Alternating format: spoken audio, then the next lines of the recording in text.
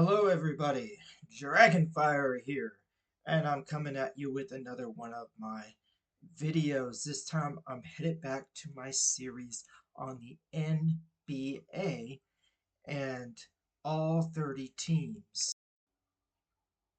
Today I'm talking about the Charlotte Hornets and giving you my all-time team for the Charlotte Hornets. So yeah, the Charlotte Hornets. Now this was interesting because there's two ways I could have gone with the history of this franchise. So if you don't know, basically what happened is this. The Charlotte Hornets were an expansion franchise in the 1988/89 season. I believe I got that correct. Let me double check my records here. Yes, the 1988/89 season, and they continued till the 2001/2002 season. And during that period of time, uh, they were the Charlotte Hornets. But then uh, the Hornets moved from Charlotte to New Orleans.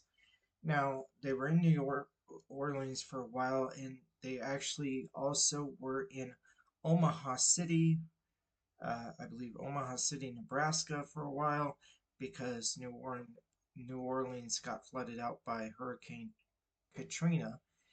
But eventually they did move back to New Orleans and changed their name to the Pelicans.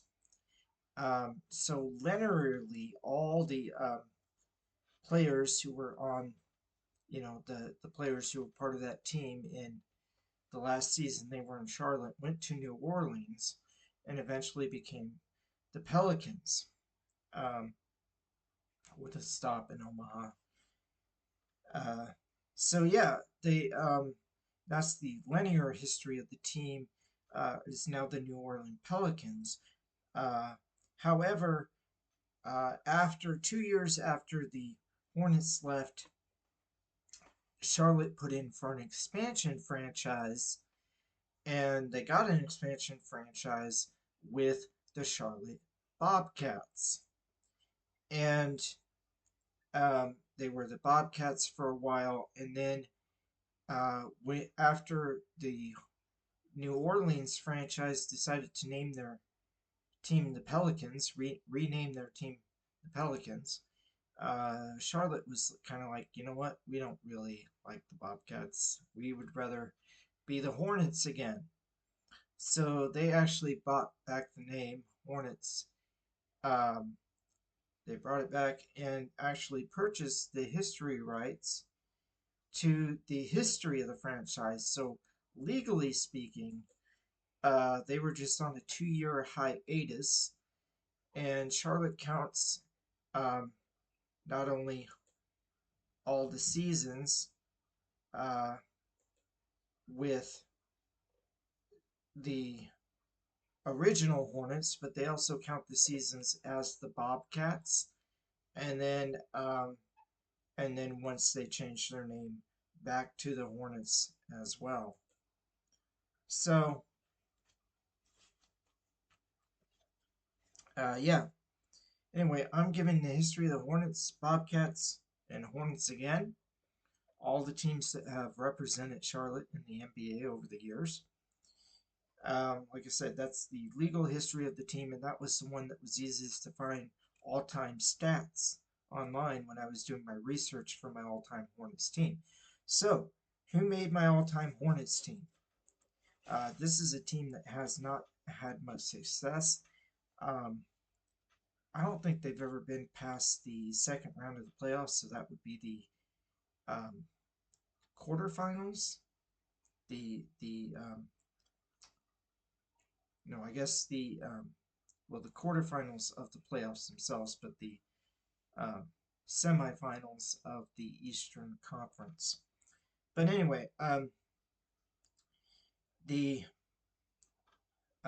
second round, I'm pretty sure they've never been past the second round. So this was a hard team to rate on team success, which players were most influential to team success. So you kind of have to go by like individual accolades, advanced stats, and I'm only counting stuff why they played for the team. But I decided to put at my center um, Alonzo Mourning. This guy could have been my best player on the team all time if he had spent more time with the Charlotte Hornets, but he did end up leaving, going to the Miami Heat instead. And he had a good chunk of his career with the Miami Heat, but he did start out with the Charlotte Hornets, and one of the best players to ever help that team out. But they were definitely struggling, still kind of struggling as an expansion franchise at the time. Larry Johnson, also, I picked him as my power forward. He was one of those early Charlotte Hornets. Now, get to the revival years a little bit later with Gerard Wallace. I put him at small forward. And Kimball Walker, I put as my shooting guard. Normally, he would be a point guard, but I have Muggsy Bogues as my point guard. Um, so Kimball Walker, he was selected to 3 All-Star games by playing for the Hornets, so or Hornets slash Bobcats. But that's why I chose Kimball Walker as my #1 Hornet.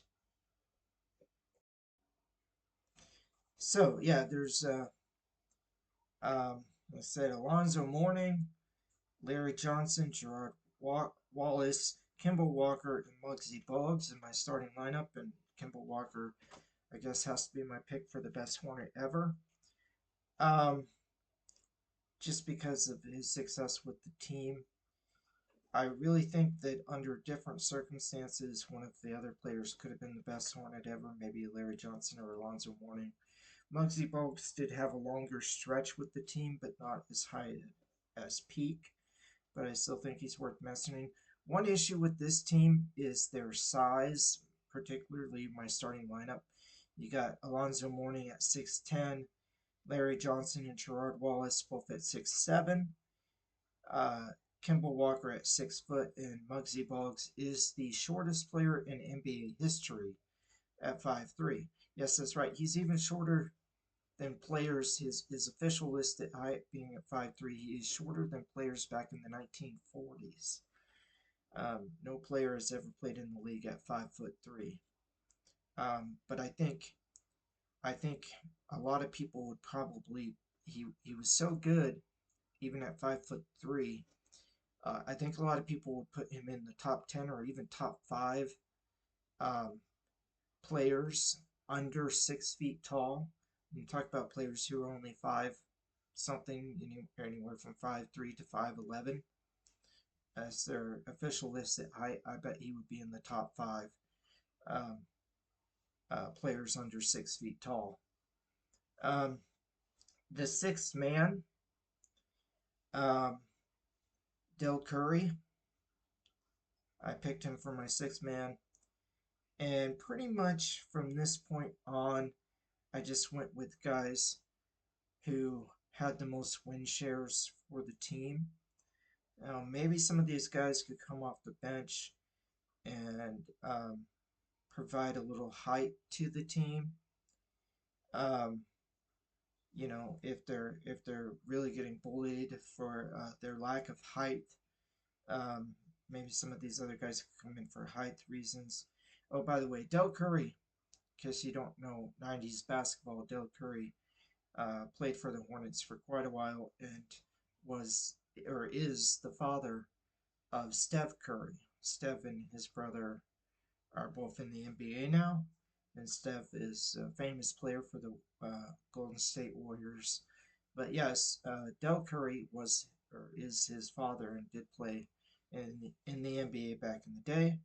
But anyway, for the rest of my bench, I got Cody Zeller, Anthony Mason, Glenn Rice.